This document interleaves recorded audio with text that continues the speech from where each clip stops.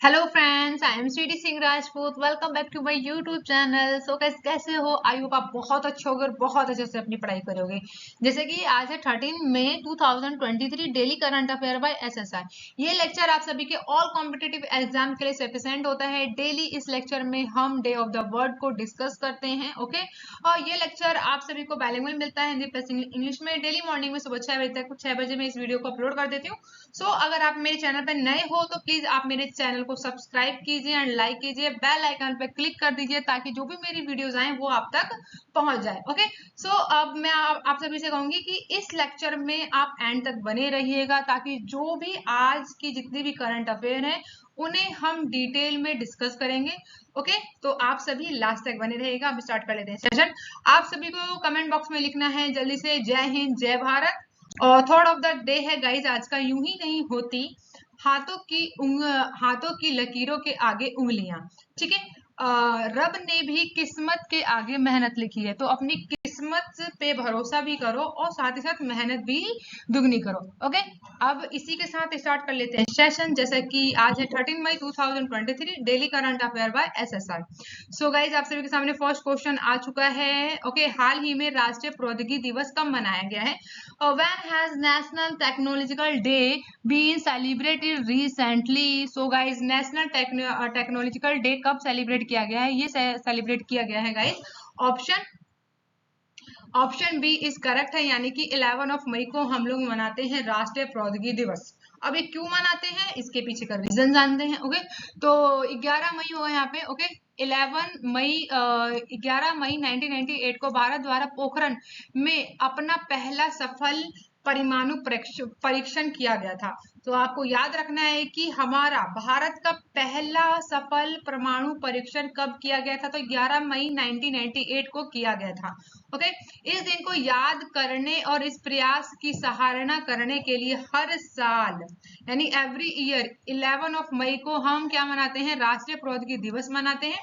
इस साल की जो थीम रखी गई है राष्ट्रीय प्रौद्योगिकी दिवस की, वो गाइस है टिकाऊ भविष्य के लिए विज्ञान और प्रौद्योगिकी की एकीकृत दृष्टिकोण। क्या है? टिकाऊ भविष्य के लिए विज्ञान और प्रौद्योगिकी की एकीकृत दृष्टिकोण। ओके, तो आप सभी को पता होना चाहिए 11 मई को हम राष्ट्रीय प्रौद्योगिकी दिवस क्यों मनाते हैं। सो आप पता चल गया होगा क्यों मनाते हैं, क्योंकि हमारा जो फर्स्ट जो हम पोखरण में जो हमारा पहला सफल परमाणु परीक्षण हुआ था, इसी की याद में हम लोग मनाते हैं 11 मई को राष्ट्रीय प्रौद्योगिकी दिवस। ओके, अब देर न करते हुए बात करेंगे सेकंड क्वेश्चन की।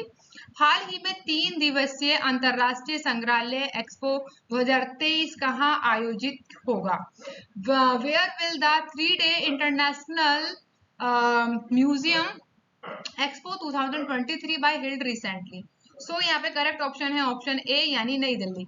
नई दिल्ली में हाल ही में इंटरनेशनल म्यूजियम एक्सपो 2023 को सेलिब्रेट किया जाएगा, आयोजित किया जाएगा। ओके, अब बात करेंगे यहाँ पे नेक्स्ट क्वेश्चन, जो कि थर्ड क्वेश्चन है। हाल ही में हुए भारतीय सागर सम्मेलन की मेजबानी कौन करेगा? Who will hosted the recently held Indian Ocean conference? So correct option है ऑप्शन बी, यानी कि थर्ड क्वेश्चन का आंसर करेक्ट है Dhaka. Option B is correct है, यानी ढाका में हाल ही में हुए भारतीय महासागर सम्मेलन की मेजबानी करेगा ढाका, यानी बांग्लादेश। बांग्लादेश की राजधानी है ढाका। और इस इमेज में आप सभी को दिख रहा होगा जैसे कि ये है पीएम है बांग्लादेश की, जिनका नाम है शेख हसीना, और ये है हमारे इंडिया के फॉरेन मिनिस्टर जिनका नाम है एस जयशंकर। ओके, तो अब डिस्कस करते हैं। यहाँ पे देखिए आप इस पर्टिकुलर इमेज में देख सकते हैं। ठीक है, यहाँ लिखा है इंडियन ओशियन कॉन्फ्रेंस हुआ था ढाका में। ओके, जयशंकर जो है उन्होंने हिंद महासागर सम्मेलन में छठे संस्करण में भाग लेने के लिए बांग्लादेश पहुंचे हैं। सम्मेलन के दौरान क्षेत्रीय सहयोग की संभावनाओं पर विचार विमर्श किया गया है। सो आपको यहाँ पे ये याद रखना है कि छठवां संस्करण जो है हिंदी महासागर सम्मेलन कहाँ आयोजित किया गया? तो वो ढाका में किया गया है। और इस सम्मेलन में कौन पहुंचे हैं? तो एस जयशंकर जी पहुंचे हैं, जो कि हमारे कौन है, फॉरेन मिनिस्टर हैं। और इस इमेज में आप सभी को दिख रहा होगा, जैसे कि ये कौन है, पीएम है कहाँ की, बांग्लादेश की, जिनका नाम है Sheikh Hasina.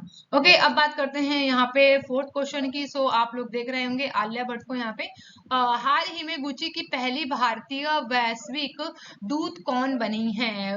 Who has recently become the first Indian global ambassador of Gucci? So correct option है ऑप्शन सी, यानी कि आलिया भट्ट।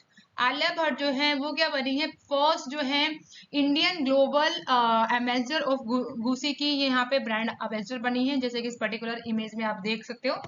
ओके, हाल ही में मेटा गाला में शिरकत करके लौटी ये एक्ट्रेस एक बड़े नामी अंतरराष्ट्रीय ब्रांड यानी इंटरनेशनल ब्रांड की पहली भारतीय ब्रांड एम्बेसडर बन गई हैं Alia Bhatt.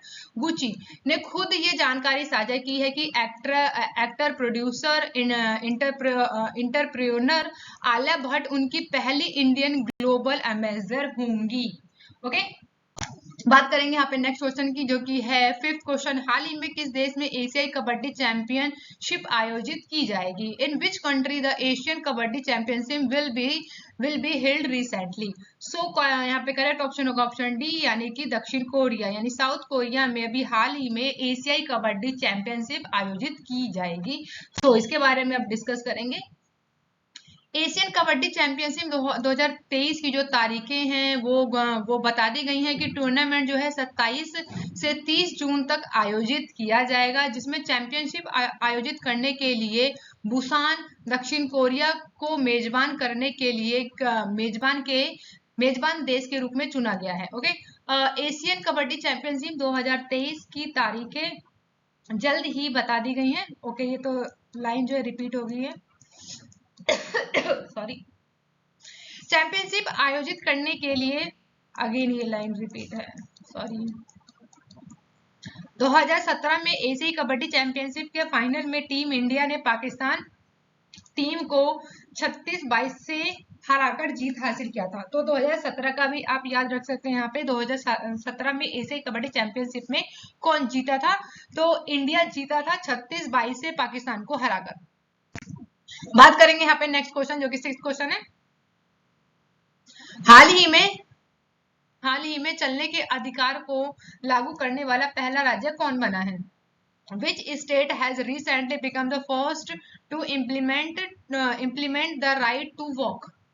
So correct option है ऑप्शन बी, यानी ऑप्शन ए, यानी पंजाब।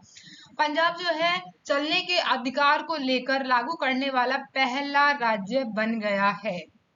ओके, लोगों को सड़कों पर सुरक्षित चलने का अधिकार देने के लिए राज्य सरकार ने आदेश जारी किया है कि Punjab road safety and traffic research centre के ट्रैफिक सलाहकार हैं नवदीप असीजा के अनुसार लोगों को यह अधिकार देने के लिए आदेश जारी करने वाला पंजाब देश का पहला ऐसा राज्य बना है जिसने पंजाब सरकार ने हाल ही में जारी किया है राइट टू वॉक का आदेश। सो पहला देश है Punjab state. Okay, next question है सेवंथ। हाल ही में कलकत्ता के एसएमपी बंदरगाह के नए चेयरमैन कौन बने हैं? Who has recently become the new chairman of Kolkata's SMP port? Okay, so correct option है ऑप्शन ए, यानी कि रथेंद्र रमन। रथेंद्र रमन जो है वो बने हैं कलकत्ता के एसएमपी बंदरगाह के नए चेयरमैन। सो आप इस पर्टिकुलर इमेज में आप देख सकते हैं इन्हीं, जिनका नाम है रथेंद्र रमन। भारतीय रेलवे यातायात सेवा यानी IRTS के 1995 बैच के अधिकारी हैं रतेंद्र नाथ रमन ने कलकत्ता के स्थित श्यामा प्रसाद मुखर्जी बंदरगाह यानी SMP, ओके, SMP की फुल फॉर्म याद रख सकते हैं आप सभी की, श्यामा प्रसाद मुखर्जी बंदरगाह के नए चेयरमैन के रूप में नियुक्त किए गए हैं। यहाँ पे कलकत्ता बंदरगाह जो है भारत का एकमात्र नदी बंदरगाह है। तो आपको ये याद रखना है कि जो कलकत्ता का बंदरगाह है वो भारत का एकमात्र नदी बंदरगाह है। यह हुगली नदी के बाएं किनारे पर स्थित है और भारत का पहला प्रमुख बंदरगाह भी है।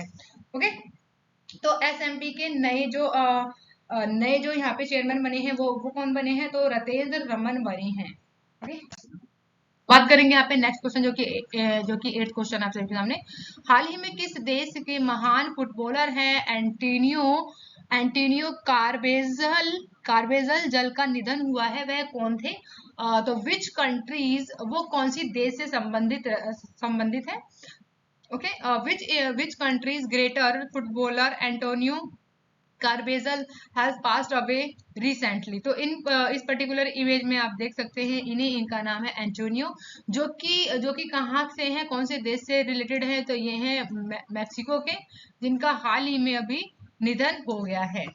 ओके, सो अब यहाँ पे डिस्कस करते हैं इनके बारे में, कुछ पॉइंट्स है तो उनको भी डिस्कस कर लिया जाए। अब बात करते हैं इनके बारे में। फर्स्ट पॉइंट है आप सबके सामने, 5 विश्व कप में भाग लेने वाले पहले मैक्सिकन खिलाड़ी एंटोनियो हैं, जिनका 1993 के वर्ष की आयु में इनका निधन हो गया है। तो ये 93 ईयर के हो गए थे और ये 5 विश्व कप में भाग लेने वाले पहले मैक्सिकन खिलाड़ी थे एंटोनियो, जिनका हाल ही में निधन हो गया है। अगर मैं बात करूं इनका उपनाम क्या था या फिर प्यार से क्या बुलाते थे इन्हें, तो ला टोटा के नाम से इन्हें बुलाया जाता था। 5 विश्व कप में भाग लेने वाले पहले मैक्सिकन खिलाड़ी थे और 1958 में विश्व कप के क्वार्टर फाइनल में पहुंचने वाली मैक्सिको टीम के सदस्य भी थे। मैक्सिकन फुटबॉल फेडरेशन के अध्यक्ष भी रहे हैं, कब? 1988 से लेकर 1994 के बीच में, और Mexican football hall of fame में शामिल हुए थे 1998 में। सो इतनी सी बात आपको याद रखना है। मैक्सिको खिलाड़ी थे एंटोनियो, जिनका हाल ही में निधन हो गया है। ओके, बात करेंगे यहाँ पे नेक्स्ट क्वेश्चन जो कि 9th क्वेश्चन है आज का। ओके, यहाँ से पैन का कलर चेंज करते हैं। हाल ही में किस राज्य ने हाल ही में किसने आईसीसी के ग्लोबल स्पॉन्सर के रूप में भारत पे ओके, यहाँ पे कर लीजिएगा, इसे मैं यहाँ से हटा देती हूँ। तो भारत पे की जगह ली है। तो who has recently replaced as a global sponsor of ICC? So correct option है ऑप्शन सी, यानी कि मास्टर कार्ड ने हाल ही में आईसीसी के ग्लोबल स्पॉन्सर के रूप में भारत पे की जगह ले ली है। इससे पहले भारत पे था, अब कौन है स्पॉन्सर? तो मास्टर कार्ड है। मास्टर कार्ड के बारे में बात कर ली जाए थोड़ी सी। तो मास्टर कार्ड के बारे में बात करें तो मास्टर कार्ड जो है कथित तौर पर भारत पे के संयुक्त राज्य अमेरिका में स्थित एक बहुराष्ट्रीय वित्तीय सेवा निगम है, जो कि इंटरनेशनल क्रिकेट काउंसिल यानी आईसीसी के ग्लोबल स्पॉन्सर के रूप में पदभार संभालेगा, जो कि इससे पहले भारत पे था। पिछले 1 साल से मास्टर कार्ड सक्रिय रूप से आकर्षण स्पॉन्सरशिप हासिल करने की कोशिश कर रहा था। इससे पहले पेटीएम से भारतीय क्रिकेटर कंट्रोल बोर्ड यानी बीसीसीआई के अंतरराष्ट्रीय और घरेलू मैचों के लिए टाइटल स्पॉन्सर अधिकारी पहले ही हासिल कर चुके हैं। तो ये कुछ बातें थी मास्टर कार्ड से रिलेटेड की। अब मास्टर कार्ड जो है वो आईसीसी के ग्लोबल स्पॉन्सर के रूप में पदभार को संभालेगा। ओके, बात करेंगे यहाँ पे मास्टर कार्ड के बारे में। तो कुछ यहाँ पे पॉइंट्स हैं, उनको भी डिस्कस कर लेते हैं। मास्टर कार्ड के मुख्य अधिकारी कौन है? तो सीईओ की बात कर ली जाए तो माइकल मीबेक हैं। ओके, तो मास्टर कार्ड के मुख्य कार्यकारी अधिकारी कौन है? तो माइकल मीबेक हैं। भारत पे के समूह अध्यक्ष और मुख्य कार्यकारी अधिकारी कौन है? तो सुहेल समीर हैं।